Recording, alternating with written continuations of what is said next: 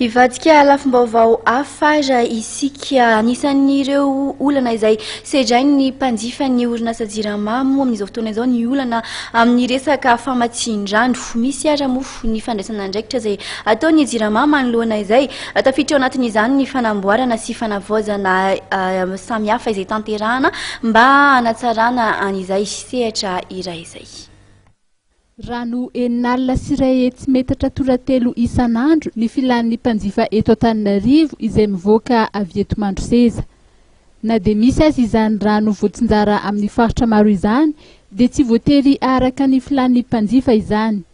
Tetikasa maro araka izany no tanterahan'ny JIRAMA mba hanatsarana ny famatsin-drano eto Antananarivo sy ny manodidina. Tetikasa ataon'ny JIRAMA zany amin'izao amin'ny fanatsarana ny famatsin-drano dia rehefa nijerentsika tany Mandroseza iny zany misy an'le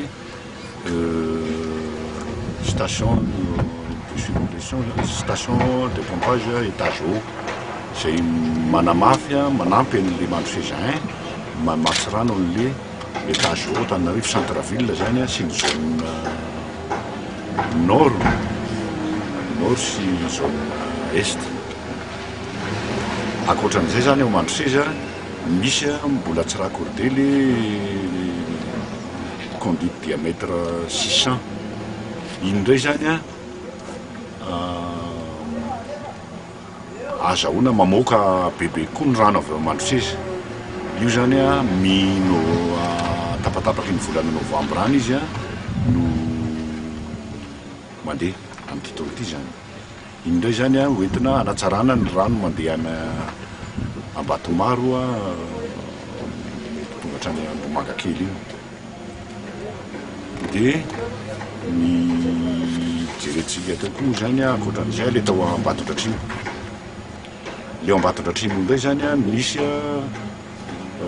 conduite 3 km napetraka zany avy aty Anosizato. Misy station de surpression zany Anosizato. Dia misy conduite 3 km napetraka Anosizato nandeha aty Ambatondratimo.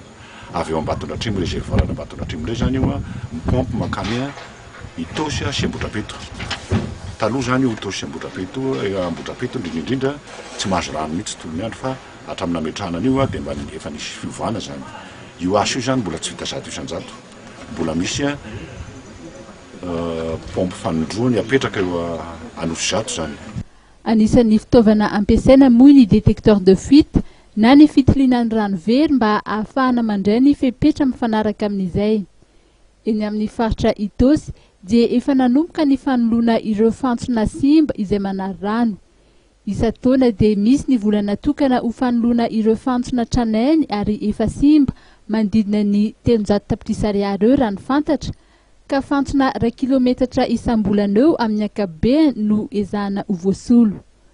Ny eny Faralaza kosa indray dia misy ny toby famokarana rano vaovao izay atao amatsy ny faritra Avaratra Andrefana, azahoana rano 200 metatra toratelo mialohan'ny faran'ny volana Oktobra ary kendrena azo hatramin'ny 700 metatra toratelo any aoriana.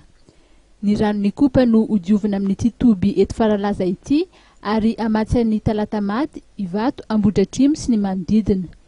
Ireo tetikasa samihafa tanterahan'ny JIRAMA ireo moa dia natao indrindra mba hitondrana fanatsarana amin'ny famatsin-drano eto Antananarivo sy ny manodidina.